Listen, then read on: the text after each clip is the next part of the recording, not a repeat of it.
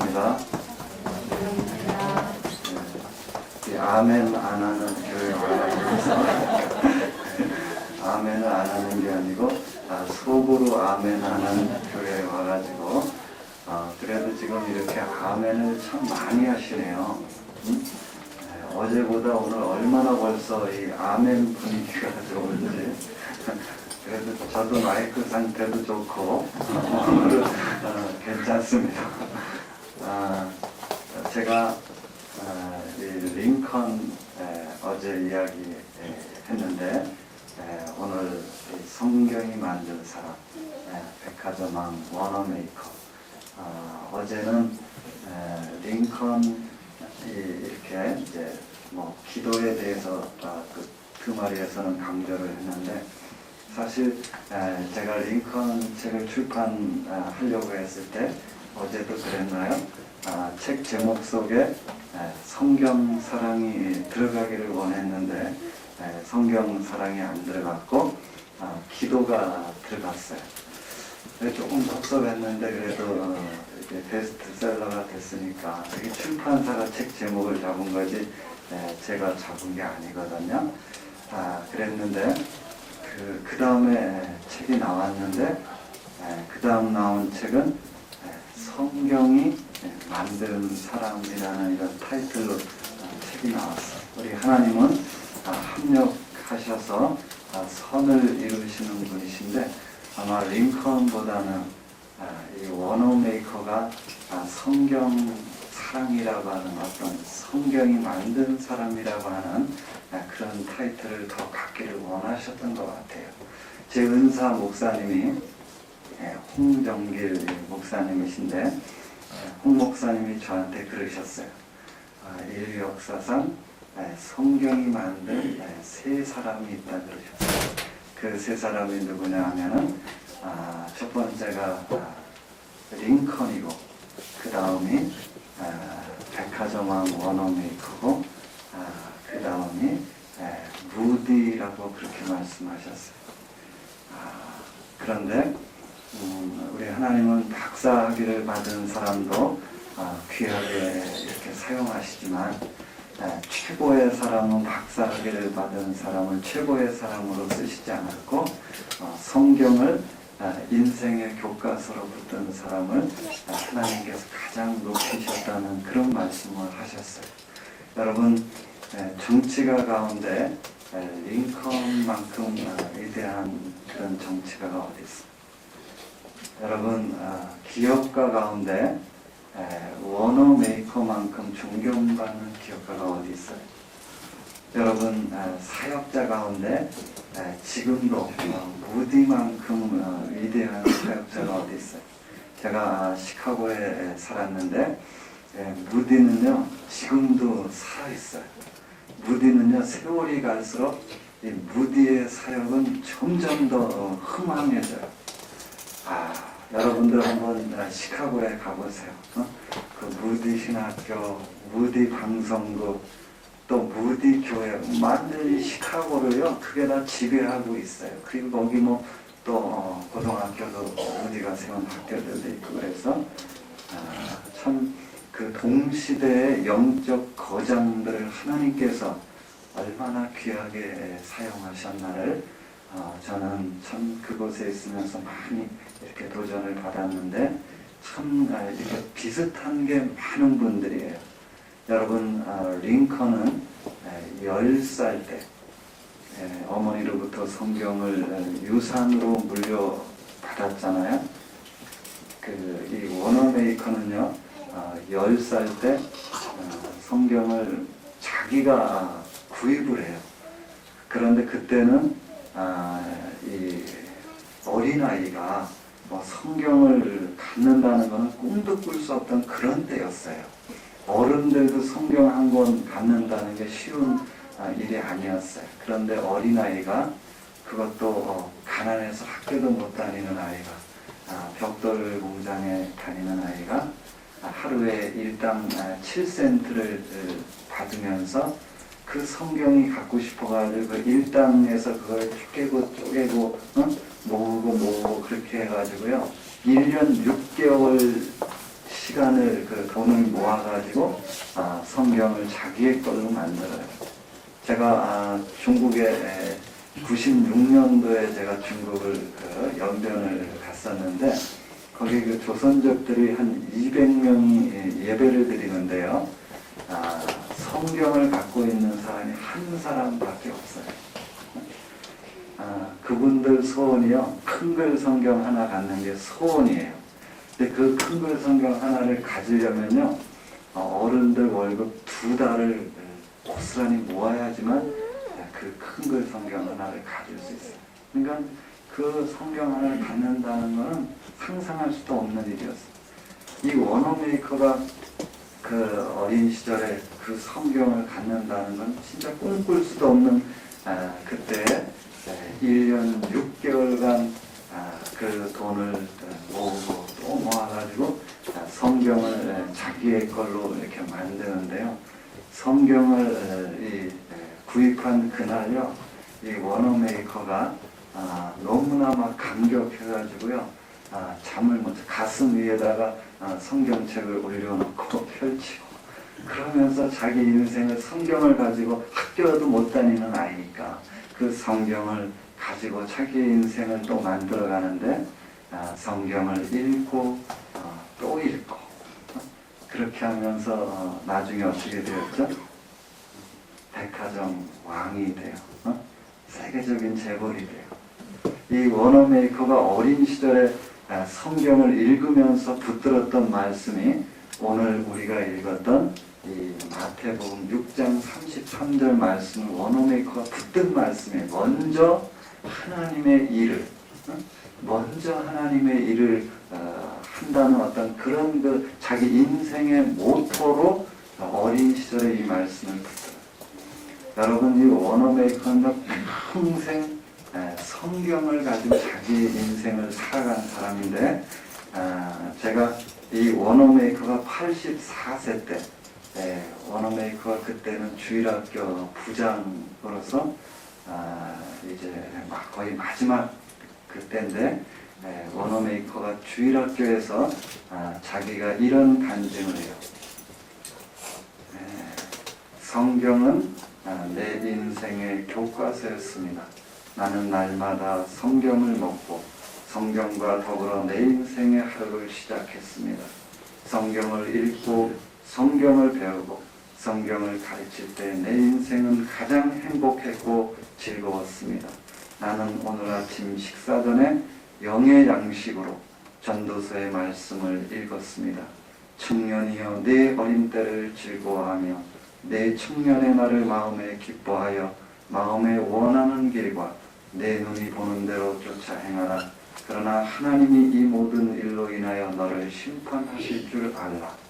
하나님께서는 여러분 한 사람 한 사람을 지켜보고 계십니다. 여러분이 인생에서 성공하고 싶다면 성경 읽는 습관을 소중히 여기시기 바랍니다.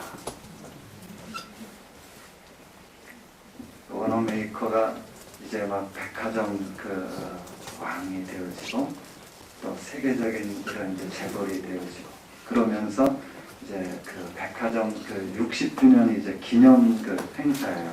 그때 나이도 84세 때였어요.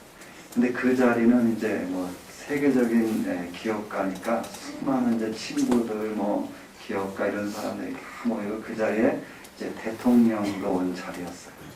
근데 그 자리에서 기자가 워너메이커에게 그런 질문을 해요. 회장님은 좀 특이하게 자기가 볼 때 이렇게 투자한 것마다 다 성공적인 투자를 하신 것 같은데 지금까지 투자한 것 중에서 가장 성공적인 투자가 뭐였냐고 이렇게 질문을 하니까 워너메이커가 그렇게 답변을 해요.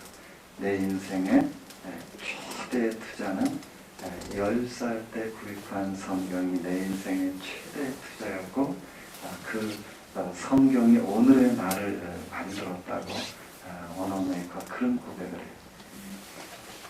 근데 이 워너메이커를 잘들 모르시는 것 같아요. 잘들 모르시죠? 네? 아멘도 안 하시고 대답도 안 하시고 여러분 이 서울 YMCA를 지어준 분이에요. 종로 2가의 그 YMCA를 그때 우리나라는 참 가난한 때였어요. 1908년도 우리 한일 합방 되기 전이었기 때문에 그때 우리나라는요, 나라가 돈 1만 원을 사실 제대로 만들지 못할 정도로 가난한 그런 때였어요. 그런데 우리 얼굴 한 번도 보지 못했고 사랑할 이유가 전혀 없는 우리 민족을 위해서 피땀 흘려서 모았을 그 거액의 돈을 우리 민족을 위해서 아낌없이 기부해 준 분이 바로 이 워너메이커예요. 여러분, 그 YMCA라는 곳이 어떤 곳이에요? 여러분, 거기서 우리 민족의 지도자들이 쏟아져 나왔어요. 뭐 조만식, 제가 이름을 다 별 수가 없을 만큼 우리나라의 그 인재들이 쏟아져 나왔는데, 여러분, 독립운동의 산파 역할을 한 것도 YMCA이고, 우리 그 농촌 그 계몽 이런 그런 역할을 한 것이 그 YMCA. 여러분, 그때 당시 우리나라는 얼마나 가난했는지요. 서울에도 그 초가집이 아주 즐비하던 때였고요. 기아집이래야 15평, 20평이 넘는 기아집을 찾기가 어려울 만큼 집들이 작을 때였어요. 근데 우리나라를 위해서요, 그때 당시 그 건물은 600평짜리의 그 건물이었어요. 그런 그 현대식 건물을 지어줘가지고 그 건물 구경하기 위해서 지방에서들도 막 올라오고 그랬다 그래요. 그런데 제가 얼마 전에 이제 그 앞을 이렇게 지나가 봤는데, 거기 가서 이제 보시면 그 앞에 이렇게 동판이 하나 우리 써 있는데, 거기 동판에 뭐라고 써 있는지 아세요? 혹시 보신 분 계세요? 독립운동의 진원지 이렇게 써 있어요. 제가 사실은 내일 YMCA에 가요. 거기 초청을 받아가지고 이제 이 워너메이커에 대한 이야기를 좀 적어 와서 해달라 그래가지고 사실은 제가 내일 거기를 지금 가게 되어 있어요. 근데 요즘 YMC가 옛날에 그 워너메이커 할 때하고는 좀 많이 달라지긴 했는데, 어떻게 됐든지 간에 그런 그 엄청난 그런 그 건물을 지어줬는데도 불구하고 누구 한 사람 워너메이커한테 가가지고 감사하다고 이야기하는 사람이 없었어요. 그때 당시는 이렇게 미국에 가는 일이 쉬울 때가 아니었잖아요. 그러니까 아마 아무도 못 갔던 것 같아요. 그래서 제가 가서 감사하다고 했어요. 제가 이분 글을 쓰기 위해서 필라델피아에 오랜 기간 동안 머물면서 이 자료들을 준비를 했어요. 주로 이제 이분이 오래된 분이기 때문에 이분 자료는 요즘 이런 책방이나 이런 데는 없어요. 서점에도 없어요. 도서관에도 없어요. 그러니까 주로 이분 자료를 찾으려니까 이제 오래된 그 박물관 자료들. 그래서 저는 이제 역사박물관, 장로교 박물관, 주로 이분의 그런 자료들이 장로교 박물관에 참 많이 있었고요.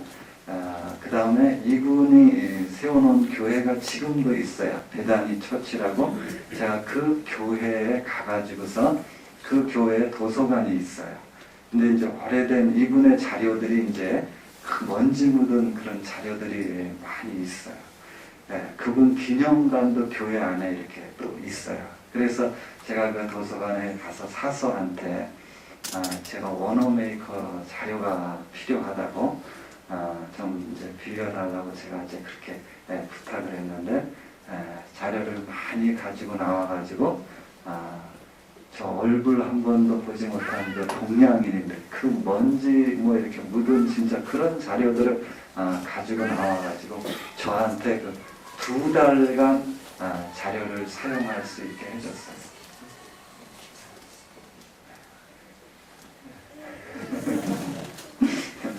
그래서 이제 그 자료를 가지고 이제 제가 이 글을 쓰는데 큰 도움을 받았거든요.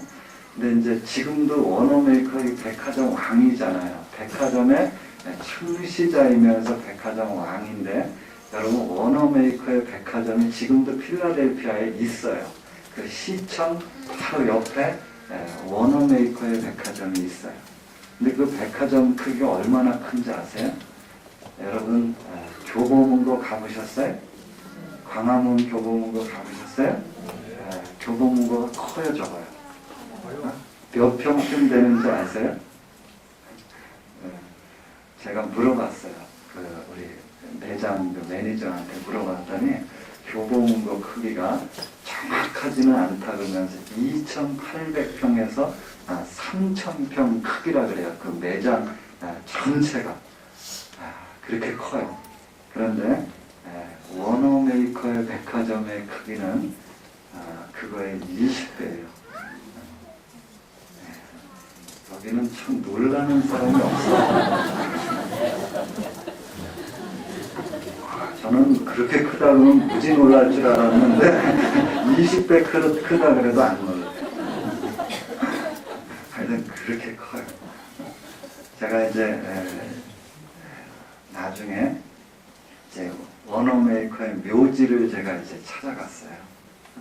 워너메이커의 묘지가 저 필라델피아의 그 변두리 이제 그쪽에 있었는데 길을 헤매가지고 저녁 늦은 시간에 이제 그 석양이 이렇게 질 때쯤 워너메이커의 묘지를 찾았어요. 그래서 이제 그 묘지 관리인한테 제가 이제 그 워너메이커의 묘지를 이렇게 이제 안내를 받으면서 가는데 얼마나 참 가슴이 두근거리던지 우리 민족의 그 은인 앞에 이렇게 나간다는 게 참 가슴이 설레더라고요. 그래서 이제 이렇게 따라서 이제 가가지고 그분의 이제 묘지 앞에 부부의 묘지가 딱 이렇게 있더라고요.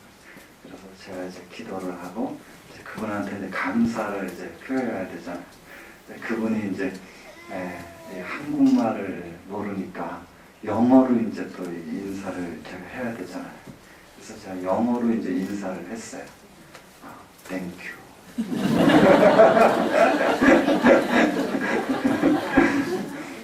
우리 그 속담에 될성 부른 나무는 떡잎부터 다르다는 말이 있잖아요. 근데 이 워너메이커는요 어린 시절 벌써 좀 떡잎부터 달랐어요.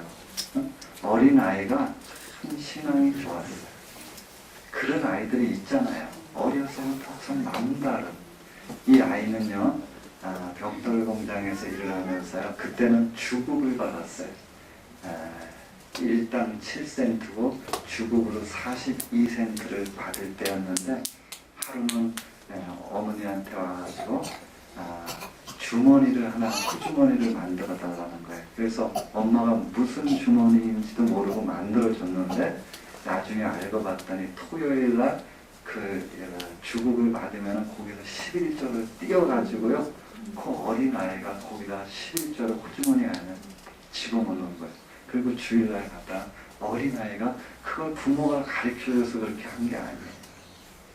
이 아이가 이제 그 교회를 다니는데 뭐 필라델피아의 그 변두리의 교회니까 참 시골이죠. 그래도 그때는 뭐 비만 오면은 이렇게 이제 마당이 막 진흙탕이 되어지고 뭐 교회도 이렇게 빗물도 새고 그렇잖아요.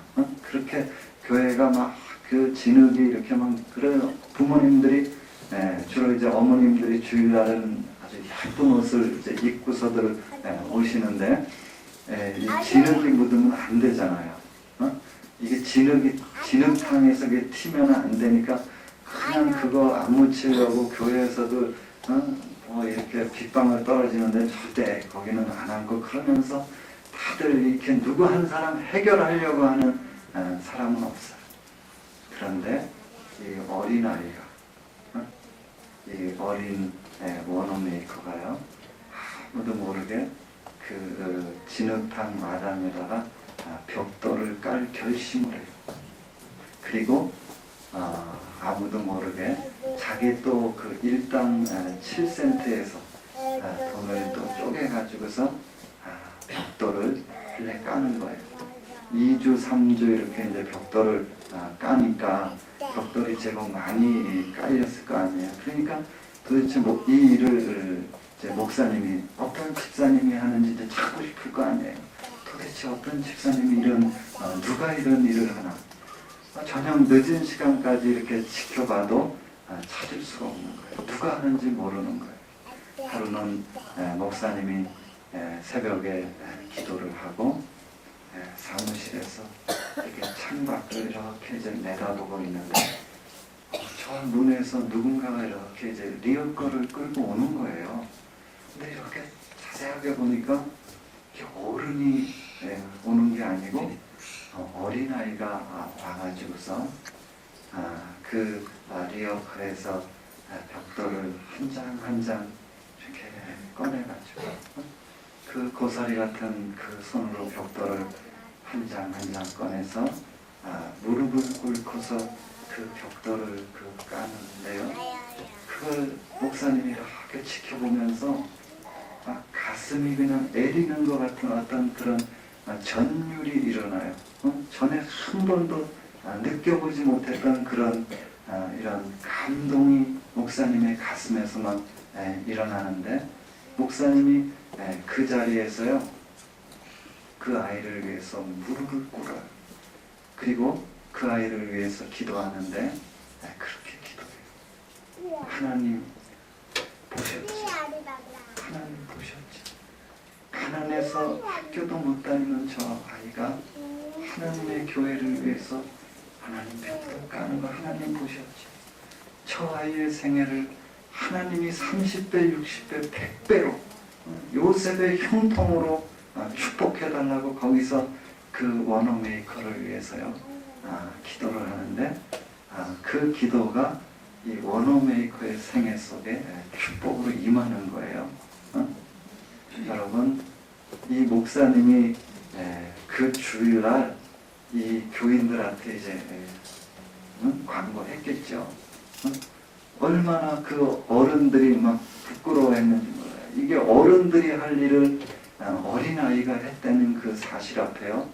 그냥 그날 어른들이 다 모여가지고서 이제 뭐 벽돌 까는 일은 문제도 사실 어른들이 모이면 그게 무슨 큰일이겠어요.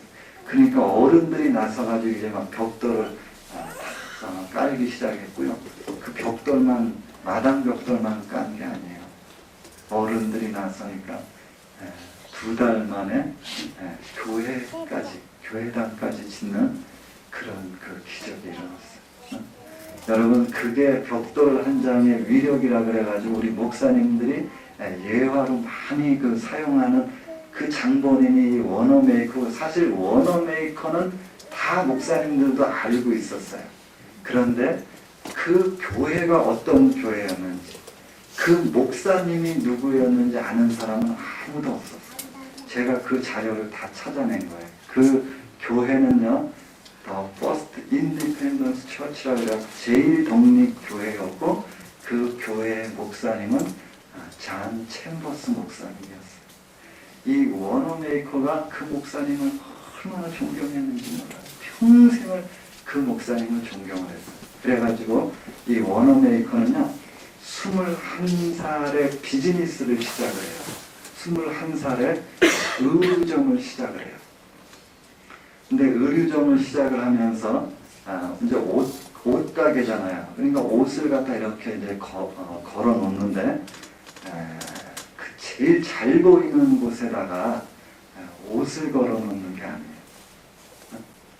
거기다가 목사님 사진을 걸어놔요. 거기다가. 그리고 집에다가도요 자기 방에다가 제일 잘 보이는 곳에다가 연예인 사진을 걸어놓는 게 아니고 거기다 목사님 사진을 다 걸어놔요. 그렇게 목사님을 존경하는 거예요. 여러분들 집에 우리 목사님 사진 걸려있는 분들 계세요? 이 워너메이커는요 나중에 그 목사님이 세상을 떠나셨을 때요 그 목사님을 위해서 기념교회를 쳐드려요. 메모리얼 처치를. 참 감동적이에요. 얼마나 감동적인지 저는 사실 이분 글을 쓰면서요. 마지막 부분 글을 쓰면서 얼마나 많이 울었는지 몰라요. 전 컴퓨터 앞에서요. 그냥 너무 눈물이 쏟아져가지고 글을 못 썼어요. 오랜 시간 동안. 하나님이 그런 눈물을 저한테 주시는. 이분은요. 평신도 사역자였는데 목회자를 부끄럽게 하는 분이었어요. 참 헌신됐고 자기의 생애가 참 그런 그 비즈니스로 큰 일을 이룬 그런 분이었음에도 불구하고 그분의 우선순위는 참 하나님께 있었고 어린아이 사역하는 그 일에 자기의 모든 생애가 드려진 분이었어요. 여러분 이 워너메이커는요 주일학교 교사를요 67년 동안 주일학교 교사를 한 분이에요. 여기는 67년을 했다 그래도 놀라는 사람이 한 사람도 없어. 여러분 이 67년은 살기도 어려운 거예요.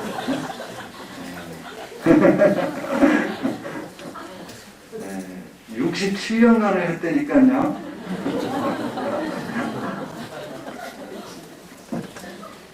이 17살부터 주일학교 교사를 시작해가지고 85세 세상을 떠날 때까지 주일학교 교사를 했어요. 여러분 참 우리나라는 이 주일학교 교사 훌륭한 분들 찾기가 참 쉽지 않아요. 이상해요. 근데 제가 미국에 가서 이렇게 이제 본 좋은 것 중에 하나가 미국에는 주일학교 교사가 참 훌륭한 분들이 많으세요. 이 성공한 분들이 주일학교 교사를 오래 하는 분들이 너무너무 많아요. 여러분 미국의 그 카터 대통령이 주일학교 교사를요. 지금도 그분이 80대인데도 지금도 주일학교 교사를 해요. 그분도 50년 넘게 주일학교 교사를 하는 거예요. 근데 이 워너메이커는요. 67년간을 주일학교 교사를 마지막 그 세상을 떠나는 그 순간까지 주일학교 교사를 하는데 얼마나 아이들을 사랑하는지 몰라요. 아이들을 사랑하는 정도가 아니에요. 아이들을 존경하는 거예요. 그걸 어린아이들이 알아요. 그래가지고 그 어린아이들이 그런 진짜 백화점 회장이고 세계적인 재벌이에요. 여러분 워너메이커가 우리가 생각하는 정도로 조금 부자 아니에요. 제가 다 이게 우리나라 YMCA에만 져줬다 그래도 사실 이거 대단한 건데 여러분 워너메이커는요 일본의 그 동경 YMCA에도 워너메이커가 진 거예요. 여러분 중국의 북경 YMCA에도 워너메이커가 진 거예요. 러시아 YMCA에도요 워너메이커가 진 거예요. 여러분 인도의 캘커타 메드라스 YMCA에도 워너메이커가 진 거예요. 그 필라델피아 YMCA에도 워너메이커가 진 거예요. 하나도 안 놀라시네. 그렇게 참 엄청난 그런 분이셨어요. 그럼에도 불구하고요, 모든 그 우선순위가 어린아이들에 있었어요. 그래가지고 이제 얼마나 어린아이들을 사랑하는 이분이 이제 백화점으로서 27살부터 워너메이커는요, 재벌이 되기 시작해요. 27 나이에. 그 백화점 제도를 처음 시작한 분이 이 워너메이커거든요. 백화점 창시자예요. 그게 27이에요. 필라델피아가 미국의 첫 번째 수도인데 거기 수도의 정중앙에 화물 정거장이 이렇게 이제 기차가 다니는 거기에 정중앙에 그랜드 디포라고 하는 그 백화점을 처음 이제 이 아이디어를 갖기 시작을 해요. 그래서 거기다 그걸 만드는데요. 그러니까 젊은 나이부터 이미 이제 성공하기 시작한 거고, 그리고 그때 주일학교 벌써 부장이었어요. 27 벌써 그 나이 때부터 그 전부터 어린아이들을 사랑하니까 이 어린아이들 끌어 또 모으는 어떤 그런 큰 은사가 어린아이들이 몰려드는 거예요. 그러면서 주일학교가 막 이제 부흥을 하기 시작하는데요. 이제 장관이 되기 전에 워너메이커의 주일학교가 한 2,700~800명까지 주일학교가 이렇게 이제 성장을 했는데 이제 백화점 왕이 되어지고, 그러니까 이 미국 전역에서, 아니 세계 유럽이나 이런 데서도요, 이 워너메이커의 백화점을 구경하기 위해서, 그 다음에 워너메이커의 주일학교를 구경하기 위해서요, 전국에서 몰려들어요.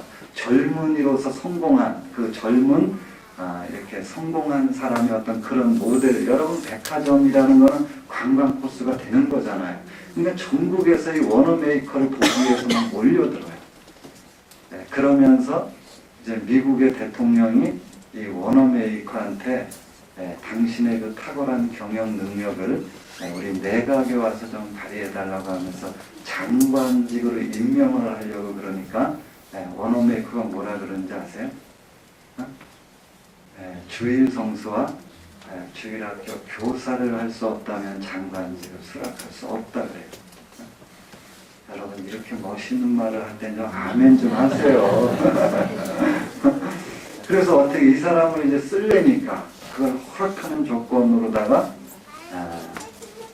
이제 장관으로 이제 임명을 했어요. 근데 기자가 그걸 어떻게 이제 뒤로 또 이제 알게 됐어. 그래가지고 워너메이커한테 막 쫓아와가지고 따지듯이 장관직이 그래 주일학교 교사만도 못하냐 그러면서 따지는 거예요. 워너메이커한테. 그러니까 워너메이커가 뭐라고 대답했죠? 장관직은 4년만 할 부업이지만 주일학교 교사는 내가 평생 해야 될 본업이라고. 속으로 아멘 하셨죠? 속으로. 그 여러분 자기 평생의 본업인 그 주일학교를 위해서요, 주말이면 아이들을 가르치기 위해서 워싱턴에서 필라델피아까지 여행을 하는 거예요. 4년 동안 한 주도 안 거르고요, 아이들을 가르치기 위해서 여행을 하는 거예요. 이제 이 주말마다 장관이 아이들을 가르치기 위해서 이제 여행을 한다 그러니까 이 소문이 날 거 아니에요. 그러면서 이제 주일학교 교사의 모델로 이제 막 알려지기 시작하고 주일 성수의 막 모델로 알려지기 시작하면서 또 아이들은요, 이렇게 장관이 자기네를 가르치기 위해서 워싱턴에서부터 필라델피아까지 온다는 게 이게 참 신기하고 재밌는 일이니까 아이들이 소문이 나고 하니까 막 몰려드는 거예요. 그러면서 장관 4년 그 임기 기간 동안에 3,000명도 안 됐던 그 주일학교가 1년에 1,000명씩 늘어요. 3,000, 4,000, 5,000, 6,000. 마지막 4년째 되는 애는 1,200명이 주일학교가 되는데 막 들어올 수가, 그때 워너메이커가 5,000석이 들어가는 주일학교 예배당을 워너메이커가 지은 거예요. 근데 5,000석이 이렇게 장의자로 이렇게 된 의자가 아니에요. 우리 의자는 다 이렇게 돼 있잖아, 장의자가. 근데 워너메이커가 만든 그 의자는요, 말발굽 모양으로 책에 제 그림이 있는데 요렇게 돼 있어요. 의자가 요렇게. 무슨 말씀인지 아시죠? 교사가 가운데 딱 들어가면은 10명이 딱 집중이 돼요. 이게 워너메이커의 아이디어예요. 이게 5,000석 들어가는 주일학교 예배당을 지킵니다. 근데요, 워너메이커는요, 얼마나 아이들을 사랑하는지, 아이들 중심이에요. 환갑잔치를 할 때도 어른들이 오는 게 아니에요. 환갑잔치에 진짜 친한 친구들 조금 오고, 나머지 초청돼 온 사람들 대부분은 다 어린아이들이 환갑잔치에 와요. 그래가지고 그 어린아이들이 오면은요, 가가지고 이렇게 한 사람, 그 어린애 하나하나를 다 안아주고, 머리를 쓰다듬어주고, 이름을 불러주고, 그러면서 그 많은 아이들이 한마디로 손때를 묻혀서 어린아이를 키우는 거예요. 그렇게 67년간을 했다고 한번 생각을 해보세요. 여러분, 워너메이커의 주일학교의 그 교사들도 다 워너메이커가 키운 교사들. 그래서 워너메이커는 교사의 교사예요. 여러분, 이 워너메이커가 그 아이들 이름을 그때 그 주일학교 교사가요 1,800명까지 됐다 그래요. 그 교사 수가. 뭐 별로 안 놀라시니까 이제 그렇게 많은 교사들이 오고, 이 어린 아이들도 그냥 뭐 그저 왔는데 옆에 있는 진짜 친구들이 어떻게 자네는 그렇게 진짜 애들을 좋아하냐 그러면서 그 이름을 어떻게 다 그 이름을 부르냔 말이야. 그러니까 이름 외우는 묘기를 가진 것 같다고. 그러니까 워너메이커가 뭐라 그러는지 아세요? 나는 이름 외우는 묘기를 가진 게 아니고 한 영혼에 대한 사랑과 관심이 아이들의 이름을 외우게 한다는 거예요. 그러면서 도대체 몇 명의 아이들의 이름을 외우냐고 친구들이 물으니까요. 그때 당시에 주일학교가 4,000명이 넘을 때였는데 4,000명 아이들의 이름을 다 외운다는 거예요. 별로 안 놀라시죠? 근데 친구들이 그러는 거야. 아니 어떻게 그 많은 아이들의 이름을 다 외우냐는 거야. 당신은 이렇게 그 백화점 회장이고 하나 바쁘냐. 그리고 저 장관 정치가고 그 바쁜 사람이 어떻게 그 많은 아이들의 이름을 외우냐 그랬더니 워너메이커가 뭐라 그러냐세요? 나의 비즈니스는 장관도 아니고 나의 비즈니스는 백화점도 아니고 내 비즈니스가 주일학교인데 왜 아이들의 이름을 못 외우냐고 하면서 오히려 반문하는 거예요. 여러분 그렇다 그래가지고 워너메이커가 그 장관직 소홀히 했는지 아세요? 천만의 말씀이에요. 워너메이커가 최신부 장관 했을 때 미국의 최신부가 가장 많은 발전을 했어요. 여러분 이 워너메이커는요 아이디어의 사람이에요. 100년을 앞선 아이디어의 사람이에요. 그래서 그 우리 기념우표 같은 거 있죠? 우리 기념우표 있죠? 그게 워너메이커가 만들어낸 제도예요. 기념우표. 그 다음에 그때 당시에는 우표를 붙이려면 이 편지를 붙이려면 우체국까지 가야만 붙일 때였어요. 그때 당시에. 근데 그 편지를 집에서 붙일 수 있게 그거를 워너메이커의 아이디어에서 만들어낸. 미국 가면 집에서 우체통 안에다 딱 넣고 굳게 이렇게 탁 올리면은 그 안에 편지가 들어있다는 그걸 가져갑니다. 그 제도를 워너메이커가 다 만든 거예요. 여러분 이 백화점 왕이 그냥 백화점 왕이 되는 게 아니죠. 얼마나 아이디어가 많았으면 백화점을 만들었고 그때 구멍가게만 있던 시대에 그 큰 백화점 만들기도 어려운데 백화점 왕이 되었겠어요. 여러분 우리가 지금 그분은 현대 비즈니스의 개척자라 그래가지고 우리가 지금 하는 모든 것들을 그분이 다 시작한 거예요. 여러분 우리가 광고 이벤트 할 때 풍선 갖고 막 이벤트 하는 거 그분에 의해서 시작된 거예요. 아니 그분의 가게에 처음으로 전기가 들어왔고요. 그분의 가게에 처음으로 세상에서 전화가 처음 들어온 거고요. 그분의 가게에서 처음으로 엘리베이터가 처음 시작된 거고요. 그분의 가게에서 소포 이렇게 물건들 보내주는 것도 그분의 가게에서 다 시작이 된 거고요. 뭐 휴가 제도를 그분이 만들었어요. 여러분 우리 간판 있잖아요. 간판 세우는 거. 그때 간판이라는 게 없을 때 그 간판 제도를 우리 고속도로에 보면 간판들 다 이렇게 그분이 다 시작한 거예요. 여러분 광고 신문에다 전면 광고 낸 거 그런 거 그분이 다 시작한 거예요.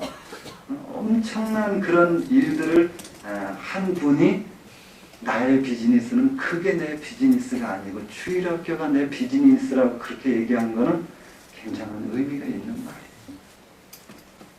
저는요 사실 이 워너메이커하고 링컨을 통해서 하나님께서 우리에게 주시는 저는 메시지가 있다고 생각을 해요. 이 두 분은 진짜 성경을 붙들고 자기의 인생을 산 분들이잖아요. 성경을 인생의 교과서로 붙드는 사람을 하나님께서 얼마나 높여주실 수 있는가를 우리에게 가르쳐 주시는 거예요. 제가 어제 링컨을 얼마나 하나님이 높이셨는가를 말씀드렸는데 사실 워너메이커도요 링컨 못지않게 하나님이 높이셨어요. 여러분 백화점 왕이라는 거 이거 보통 일이 아니죠. 그죠? 그 다음에 여러분 나중에 이 워너메이커는 세계 최대의 주일학교를 이뤄요. 세계 최대의 주일학교 부장이 되어지고 그뿐만 아니라 세계 주일학교 총대가 돼요. 여러분 그때 당시에는요 목사님이 아니면은 목사님들 중에서도 신학 박사가 아니면은요 세계 주일학교 총대 꿈도 꿀 수 없던 시대에 평신도 사역자가 세계 주일학교 총재가 돼요.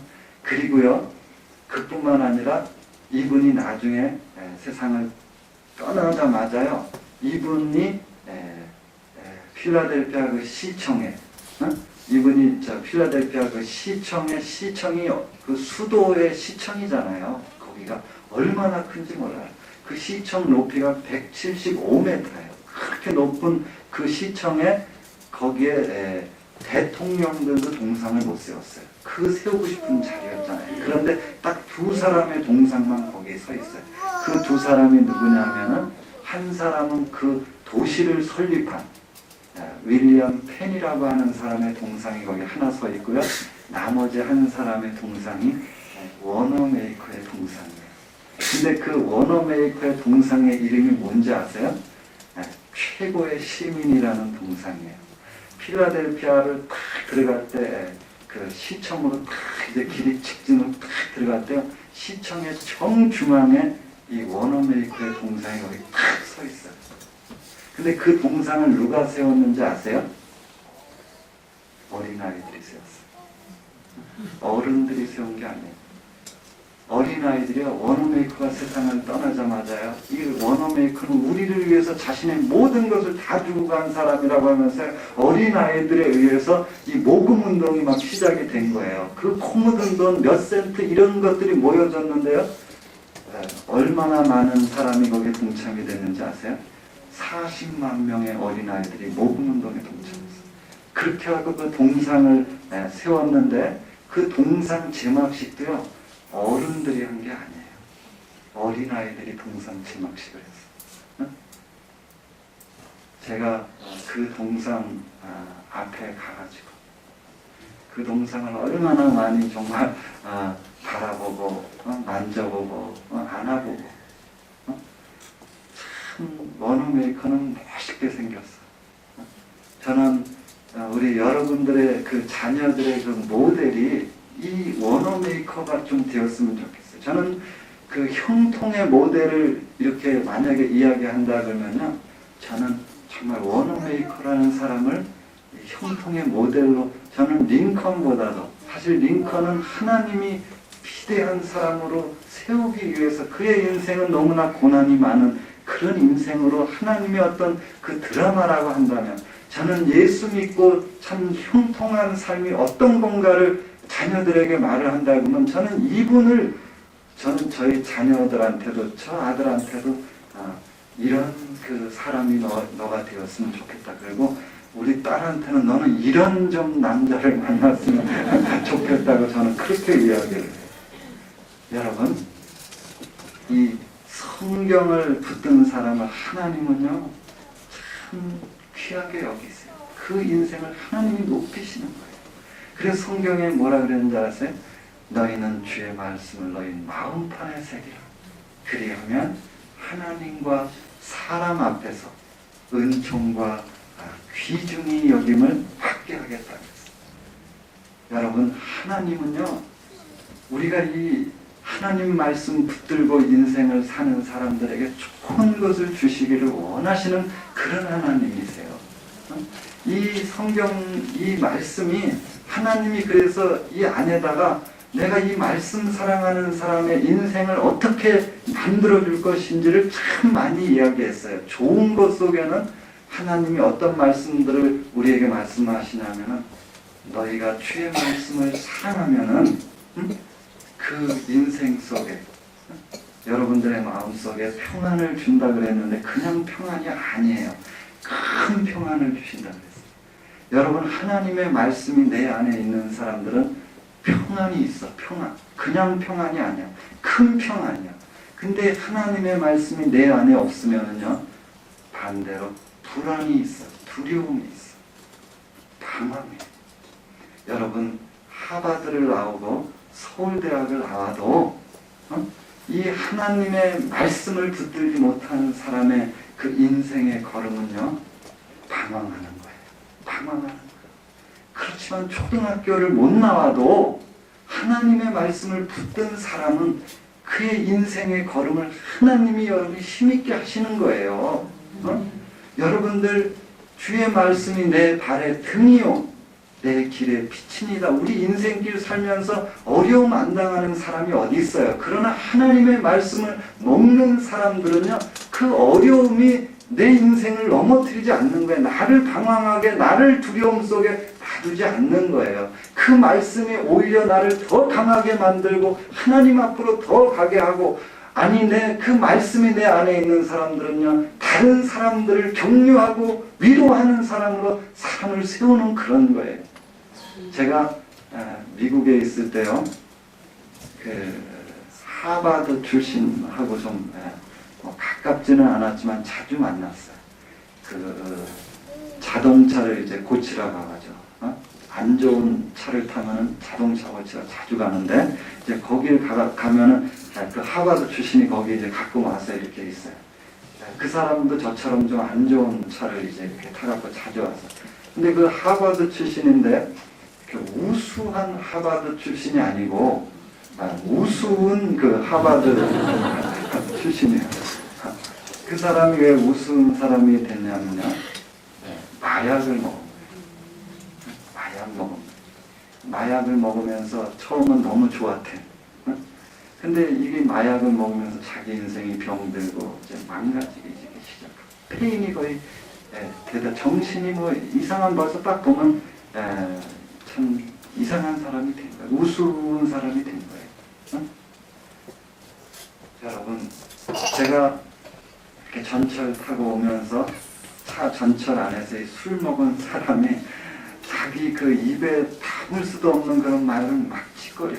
그냥 뭐 욕도 얼마나 더러운 욕이 입에서 나오는지. 제가 얼마 전에 그 동창 모임을 갔는데, 저한테다가, 그래도 제가 목사인데 동창이라고 와갖고 그냥 얼마나 막 술을 먹으니까 이제 욕을 하는 거예요.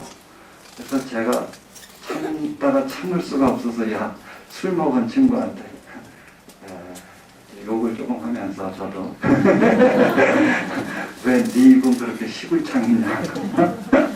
근데 그게 먹은 게 있어서 그렇게 되는 거예요. 여러분, 이 하나님의 말씀을 먹는 사람들은요, 그 말씀에 힘이 있어요.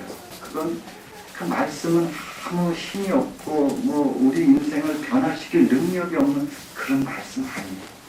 여러분, 성경에 보면요, 뭐라고 하나님 말씀하세요?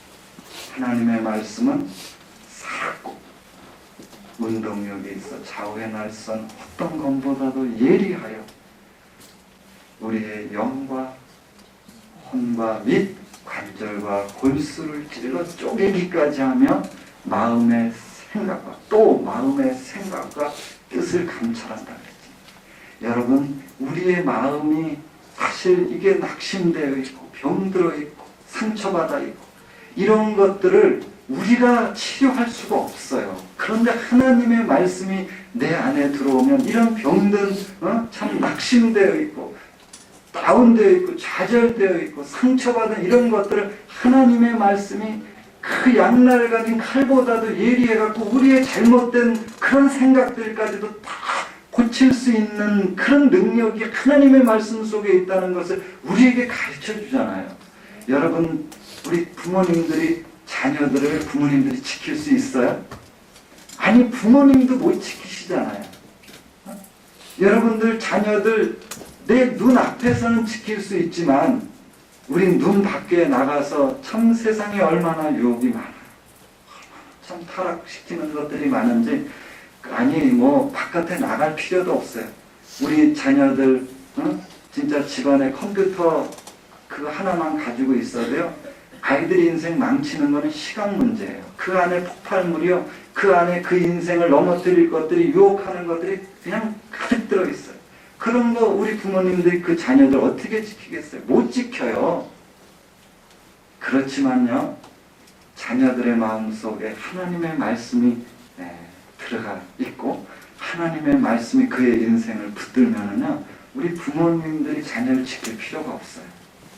자녀들 스스로가 자신들의 인생을, 이 성경을 붙든 자녀들은요, 자녀가 자기 인생 지키는 거예요. 여러분, 아무리 어려도요, 이 성경을 먹고 그 성경에 의해서 이끌림을 받는 그런 자녀들은 그게 어린아이도 별거 아닌 것 같아도 벌써요, 어린 시절부터요, 자기의 인생의 그 소중함을 다 알아요. 여러분, 성경에 다니엘이 그 어린 나이에 벌써 뜻을 정하잖아요. 아무리 그 유혹이 와도요, 자기를 좋은 걸로 유혹해도 어린 다니엘이요, 그 유혹을 뿌리치잖아요. 여러분, 요셉이 하나님을 신뢰하고 하나님을 믿으니까 뭐 그런 이성의 유혹이 와도 그거 뿌리치잖아요. 여러분들의 자녀들, 여러분 그 말씀이 그 아이들의 인생의 교과서가 되어지면요, 그 어린 시절에 이 말씀이 이 아이들의 이 안에 있는 비전을 갖기 시작하고요, 그 꿈에 의해서 그걸 넘어뜨리려고 하는 것들은 스스로 다 물리치는 거예요. 저는 사실 고등학교 1학년 되던 해 제가 신앙을 가졌어요. 제가 고등학교 1학년 되던 해 신앙을 가졌지만, 제가 그래도 열심히, 어제도 이제 부모님 이렇게 기도도 하고 그랬다 그래도 전 성경 하나를 안 읽고 사실은 교회를 열심히 다녔어요. 성경을 안 읽고. 그러다가요, 제가 고등학교를 졸업하고 이제 서울에 올라와 가지고요, 이런 세미나 자리였어요. 이런 세미나 자리에 여자분이 강사셨어요. 근데 그분이 이렇게 성경 사랑에 대한 아주 굉장한 도전의 메시지를 줬어요. 근데 제가 그때 결심을 했어요. 저는 백그라운드가 하나도 없잖아요. 저희 집에서 예수 믿는 사람이 하나도 없었고, 제가 신학교를 갔는데, 신학교 가보니까요, 다 목사아들, 다 장로아들, 다 권사아들, 적어도 아니 집사아들까지는 그래도 다 있더라고요. 근데 저는 반대하는 부모님, 그 못 가게 하는 부모님, 안 믿는 그런 부모님 혼자서 여기 이렇게 신학교에 와 있는 제 자신을 보니까 너무 안심한 거예요. 그 목사님, 장로님들이 얼마나 자녀들을 잘 뒷바라지 하는데, 그때 제가 결심을 했어요. 나는 아무도 날 도와줄 사람이 없지만 내가 그때 그 세미나에 참석을 해갖고 하나님 말씀을 붙들고 내 인생을 살려. 근데 그분이 그때요, 뭐라 그랬냐면, 자기는 평생 동안 잠언을 하루도, 그분 그때 연세가 거의 70이 되신 분이었어요. 근데 하루도 어린 청년 때부터 수십 년간을 잠언을 읽었다니. 근데 잠언만이 아니고 성경을 얼마나, 근데 제가 그분 가정을 볼 때 너무나 잘 된 거예요. 그래갖고 저도 성경을 붙들고 인생을 살면 제가 잘 될 것 같다는 그런 생각이 들었어요. 그래서 제가 그때 군대를 가면서 성경 쪽복음을 이제 제가 가지고 군대에 들어갔어요. 쪽복음이 뭔지 아시죠? 그 신약 성경하고 시편이 있는 이렇게 여기 숨겨가지고 이제 원래 그걸 못 가져가게 돼 있는데, 제가 그걸 안 가져가면 안 될 것 같아서 계속 숨겨가지고 이렇게 이제 다니면서 성경을 봤는데, 그 훈련소에 들어가서 원래 성경을 다른 데서는 볼 데가 없더라고요. 그래서 주로 이제 화장실에서 이제 이렇게 2분, 3분 냄새나는 이제 곳에서 컴컴한 거기에서 성경을 이렇게 보고, 나중에 조금 시간이 이제 지나고 훈련 받고 막 이러다가 10분간 휴식 시간을 주면은요, 그때 이제 성경을 이제 몰래 이제 저쪽에 가고서 이렇게 읽고 막 그랬어요. 근데 그때 10분간 휴식할 때 우리 조교들이 이제 10분간 휴식한 군대에서는 담배를 피거든요. 담배 일발 장진 하면 우리 그 훈련병들은 발사하고 담배를 여기서 한 달씩 이렇게 물고 있는데, 그냥 발사를 안 해요. 바가바가 발사 이렇게 하고서 여기다 이제. 근데 군대에서는 이게 15가게 한 달에 나와요, 담배가. 그러면 보름 만에 담배가 다 떨어져.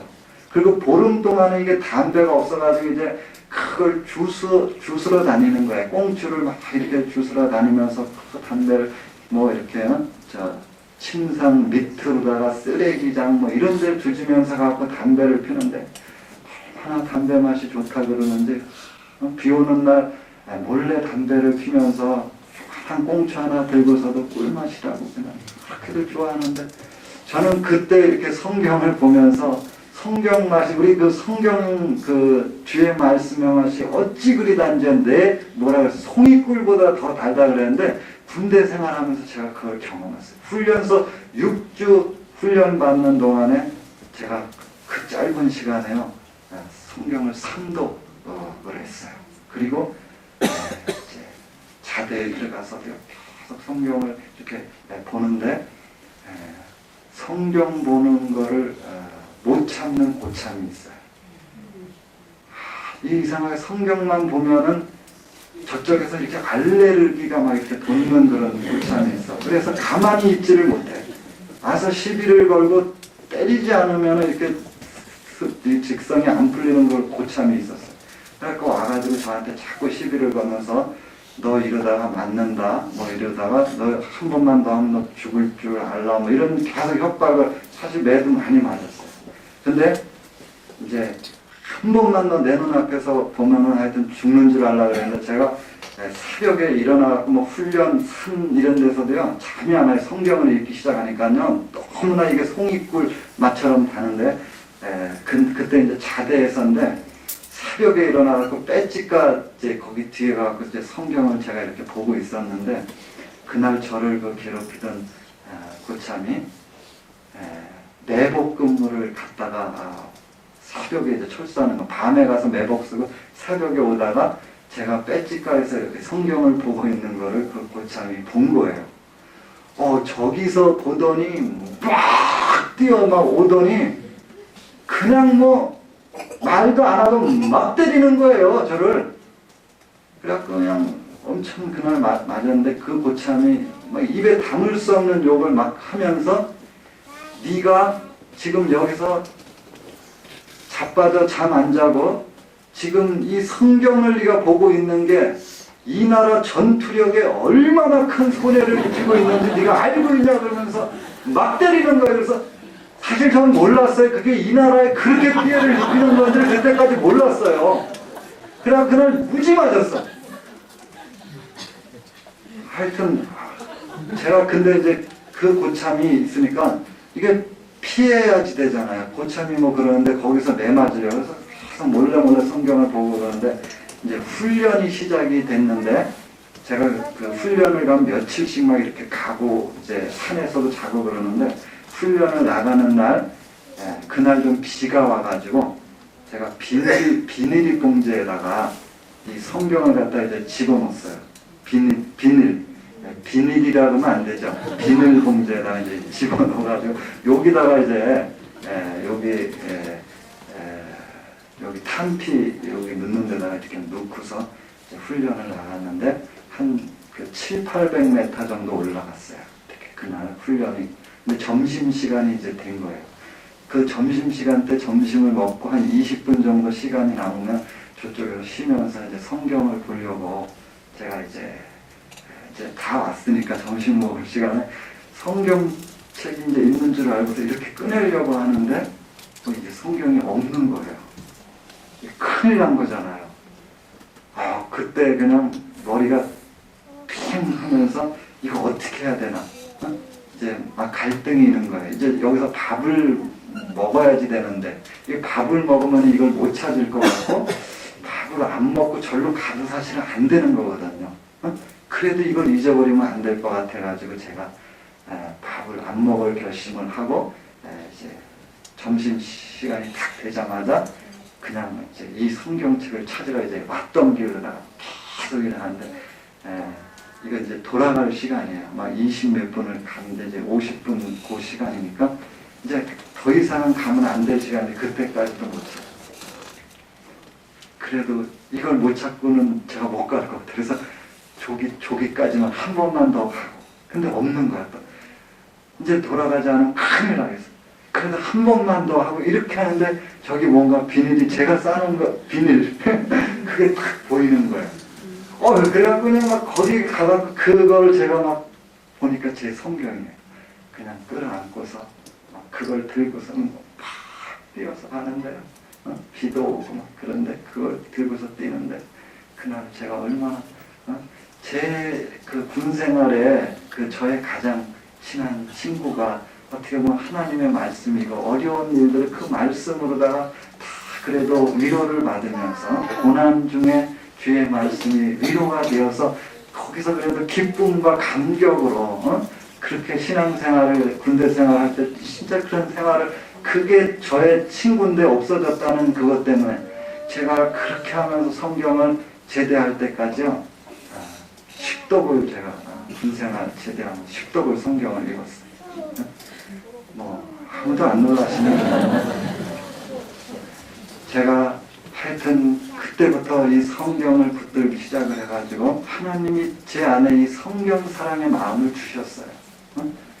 여러분, 제가 쓴 이 모든 책들이 사실은 다 성경 사랑과 관련돼 하나님이 그때 그런 훈련을 통해서 저한테 그 마음을 주시기 위해서 제가 여기 있지 않은 두란노에서 성경 읽고 위대한 영웅이 되라는 그 책도 다 성경 사랑과 관련. 제가 미국에 있는 동안도요, 이야기 성경은 제가 2년 동안에 그 구약을 완성을 하고 아직 신학을 안, 다 이게 성경 사랑과 관련되는 것들이에요. 근데 제가 그때 청년회 때 제가 하나님께 약속한 게 있었어요. 그게 뭐냐면은 잠언은 제가 하루도 안 빠뜨리고 제가 읽겠다고 하나님 앞에 그때 기도하면서 하나님과 약속을 했어요. 근데 잠언 하루에 한 장 그 읽은 게요, 여러분, 잠언 한 장의 벽돌 한 장의 위력도 대단하지만 잠언 한 장의 위력도 대단한 거예요. 여러분, 잠언 하루에 한 장 읽는 게 그거 별거 아닌 것 같지만요, 제가 지금까지 잠언을 몇 독 했는지 아세요? 그때 결심하고 300독 했어요. 하루에 한 장이에요. 여러분, 한 달이면 한 번 읽죠? 31장이니까 1년이면 12번이에요. 10년이면 120독이에요. 20년이면 240독. 여러분, 25년만 읽으면 300독이 돼요. 지금 25년은 넘었어요. 여러분, 그 한 장의 힘이, 저는요, 잠언을 읽으면서 그래도 제가 조금 지혜로워졌다고 생각해요. 사실 저는 하나님이, 여러분, 그 세상에서 가장 지혜로웠던 사람, 솔로몬에게 그 잠언을 기록하게 하면서 거기 뭐라고 말씀하고 있어요? 내가 왜 이 잠언을 기록하는지 이야기를 하면서 이는 어리석은 자로 지혜롭게 하며 의롭게 하며 공평하게 하며 정직하게 하며 행할 일에 대해서 알게 하며, 그러면서 첫 번째 주시는 메시지가 뭔지 아세요? 여호와를 경외하는 것이 지식의 근본이오늘 미련한 자는 지혜와 훈계를 멸시하느니라.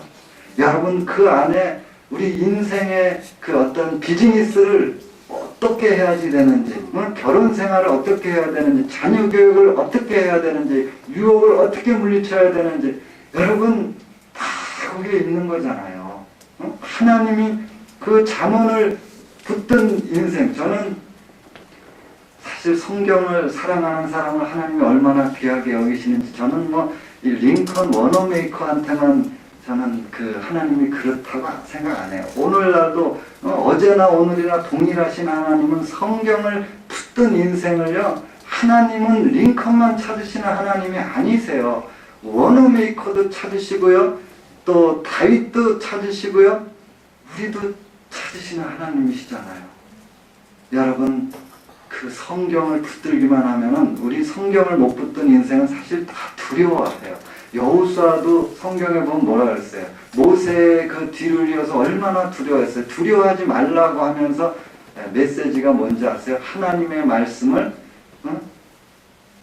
가까이 하고, 그 다음에 주야로 묵상하고, 그 다음에 그 말씀대로 실천을 하고, 그러면은 내가 형통하리라, 그 다음에 평탄한 인생이 될 것이라 그랬어요. 여러분, 하나님의 말씀을, 이게 별거 아닌 것 같아도 이 말씀을 붙들고 인생을 사랑하는 사람하고 이걸 못 붙들고 사는 사람하고 그의 인생은 거의 죽은 것과 살아있는 것과의 차이예요. 여러분, 말씀 안 먹고 사는 사람은요, 살아있는 것 같지만 사실은 세상 속에서 떠내려가는 그런 인생이에요. 그러나 말씀을 먹고 사는 사람은요, 세상 속에서요, 떠내려가지 않아요. 어떤 상황에서도 말씀을 가지고 자기의 삶을 이기는 거예요. 여러분, 우리 자녀들, 우리 청소년, 청년들, 청년이 무엇으로 그 행실을 깨끗게 하리까? 주의 말씀을 따라 삼각지니라 그랬습니다. 여러분, 이 말씀, 제가 어제 기도하고 말씀 이야기를 사실 강조하는데, 우리 크리스찬들이 이거를 못 붙들기 때문에 힘없는 그런 인생을 사는 거죠. 이 말씀을 붙들기 시작하면은요, 여러분, 말씀을 붙들면 인생, 자기 벌써 인생이 부흥하는 어떤 자기의 삶이 하나님이 힘을 주시는 거잖아요. 그 힘을 가지고요, 내 인생뿐만이 아니죠. 이 말씀을 붙든 그런 가정은, 아니 그런 교회, 말씀이 흥황한 교회는 부흥하게 되어 있는 거예요. 여러분, 말씀과 기도는 우리 크리스찬들에게 양날개예요. 그래서 이걸 양날개에 얹기만 하면 하나님이 그의 인생은 달려주시는 거예요. 여러분, 말씀이 내 안에 있어 보세요. 그의 인생은 어떤 상황에서도요, 불평하지 않아요. 감사해요. 여러분, 제가 감사 책을 썼지만 행복해서 감사한 게 아니고 감사하면 행복한 거예요.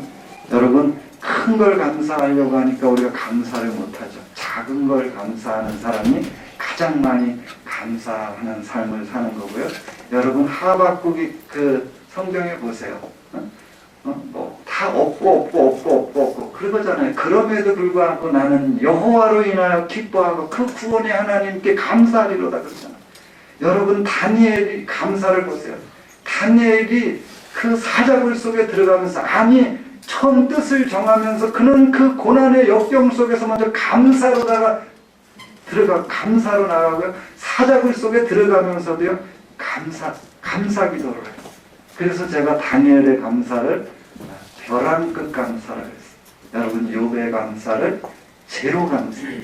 여러분, 우리의 마음을 제로에다가 내려놓을 수 있다고 하면 우리가 감사 못할 게 어디 있겠어요? 우리가 지금 여기 감사 못할 사람이 어디 있어요? 이걸 당연한 걸로 여기기 때문에 감사를 못하는 거죠. 이거 당연한 거 아니에요.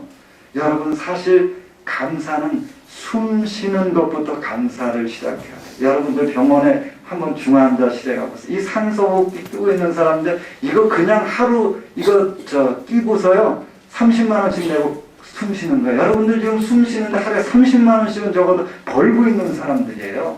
근데 그런 거를 우리가 깨닫지 못하기 때문에 어리석은 사람들은 모든 것을 다 잃은 다음에 그제서야 그것의 소중함을 늦게 뒷북 감사해요. 그 범사 감사가 뭐예요? 미리 범사의 감사라는 거는요, 어떠한 상황인데 오히려 안 되었을 때 감사를 이야기하는 거예요.